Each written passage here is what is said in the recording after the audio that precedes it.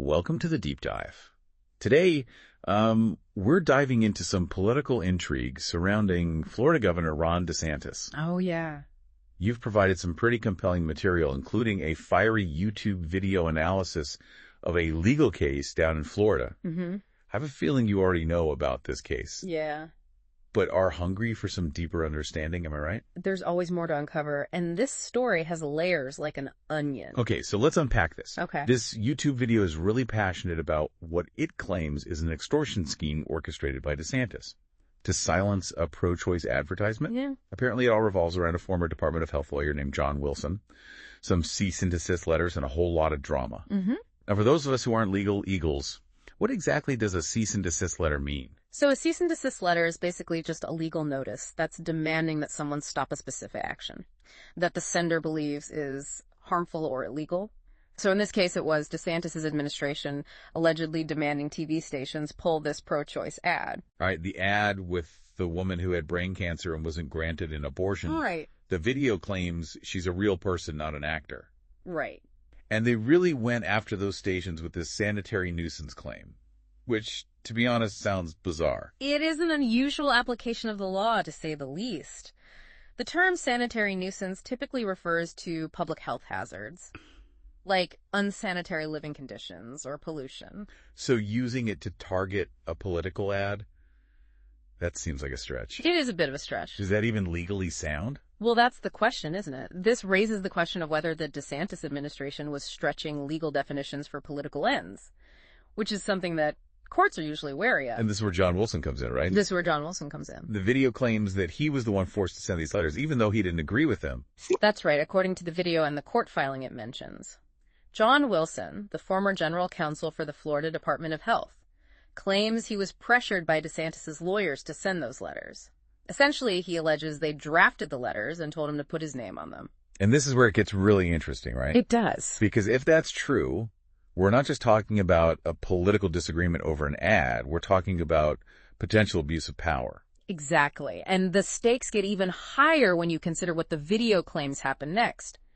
They allege that Wilson was then directed to hire outside law firms to further pursue legal action against these TV stations, spending a whopping $1.4 million in taxpayer money. Wait, they spent $1.4 million of taxpayer money on this. That's what they're alleging. That's outrageous. Yeah. So how does this all connect to the First Amendment issues the video keeps bringing up? Well, the video argues that by trying to silence this pro-choice ad, DeSantis' administration was engaging in censorship and violating the First Amendment rights of both the woman in the ad and the TV stations airing it. And they bring up this Judge Walker, who they call a thorn in DeSantis' side because he's ruled against some of DeSantis' policies in the past. Yeah, they're trying to say that Judge Walker has a history of pushing back against what he sees as unconstitutional attempts to restrict free speech, and they seem to believe he'll side with the TV stations in this case. So we have this YouTube video claiming that John Wilson was forced to be the mouthpiece for these cease and desist letters. Right. But do we have anything beyond just the video's word on that? We do. We actually have a copy of a sworn affidavit from John Wilson that was filed as part of the lawsuit against DeSantis. And it's in this affidavit that he lays out his version of events. Okay, so straight from the horse's mouth, as they say. What does Wilson say happened? Well, in this affidavit, he backs up a lot of what the YouTube video claims. He states that one of DeSantis' top lawyers, a guy named Sam Elliott, sent him drafts of those cease and desist letters. And he's saying he was told to just send them out. Yeah. Like no questions asked. That's the gist of it, yeah. Wilson claims that two other lawyers working for DeSantis, Ryan Newman and Jed Doty, specifically told him to send those letters using his name and acting on behalf of the Florida Department of Health. Hold on. So he was allegedly being told to put his name, his professional reputation, on legal documents that he didn't even write, documents that were threatening TV stations with legal action? That's what he's alleging. And it didn't stop there. Wilson goes on to claim that after sending those initial letters, he was pressured to keep going, to send similar ones to any other media outlets that dared to run this pro-choice ad. Wow, talk about persistent. But if Wilson felt so strongly that this was wrong, why didn't he just refuse? Right. I mean, legally speaking, couldn't he have argued that he was being told to do something potentially unlawful? You'd think so, right? But we have to remember the dynamics at play here. This wasn't just a legal debate. It was happening within a very heated political climate, with DeSantis seemingly determined to silence any opposition to his agenda, especially on an issue as charged as abortion. So you're saying that in that kind of pressure cooker environment, Wilson might have felt like he had no other choice but to comply. Exactly. It's easy to say what we would have done in such a situation, but the reality is when you're facing that kind of pressure from people in positions of power, it can be incredibly intimidating. I can see that, and the stakes were high. He could have been worried about his job, his career, his reputation. Precisely.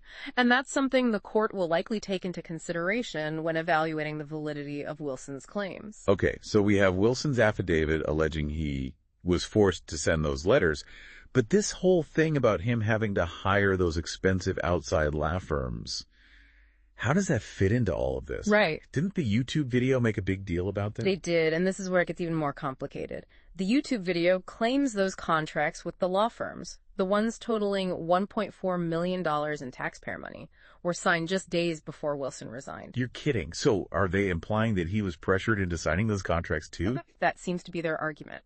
They're painting a picture of a desperate man, trying to do damage control and protect himself legally before jumping ship. Wow, this is giving me major House of Cards vibes. Yeah. So much political maneuvering. Indeed. But we have to remember that these are still just allegations at this point. We need to see how the evidence unfolds and how the court ultimately rules on these matters. That's a good point. We don't want to jump to any conclusions. But still, this John Wilson character, he's like a walking, talking legal thriller. What happens to him after all this goes down?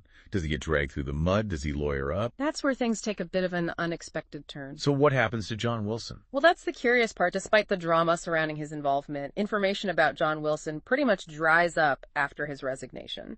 Really? That's anticlimactic.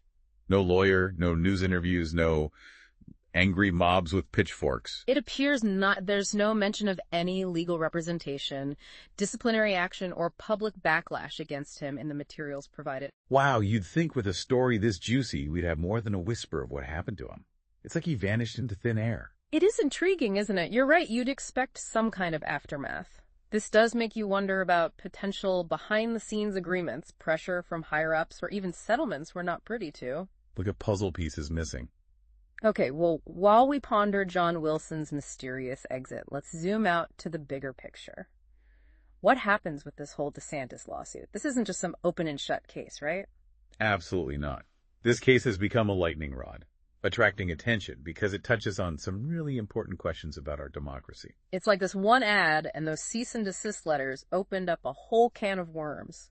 It did, because it's a story about freedom of speech. Mm-hmm. It's about how we use our voices, especially when it comes to something as sensitive as abortion. Then there's the issue of the courts and their role in protecting individual rights, even when those rights might be unpopular with certain groups. Right, and we can't forget the whole taxpayer money angle. Mm-hmm. The idea that over $1 million was potentially used to silence political opposition. That's a big deal. It really is. It raises questions about accountability, transparency, and the potential for abuse of power, particularly during a heated election cycle. This case is a stark reminder that democracy is a process, and it requires vigilance and participation to keep it healthy. Well said. As we wrap up this deep dive, what's the key takeaway you think our listeners should keep in mind as the story potentially continues to unfold? I think the biggest takeaway here is the importance of staying informed and thinking critically. It's easy to get caught up in the emotional pull of a story, especially one with accusations, legal battles, and political maneuvering. Especially in the age of social media where everyone has an opinion and things spread like wildfire. Exactly. That's why it's more important than ever to question what we see and hear, to look beyond the headlines and seek out information from diverse and reliable sources. Seek the truth wherever it may be. This deep dive has been a roller coaster of information and intrigue. And honestly, I'm left with more questions than answers. As am I, but that's the beauty of a deep dive, isn't it? It sparks curiosity and encourages us to keep asking questions, keep learning, and keep engaging in the ongoing conversation about the issues that matter most. Well said. And on that note, we'll leave you to ponder everything we've discussed today. Thanks for joining us on the deep dive. And remember, stay curious, friends.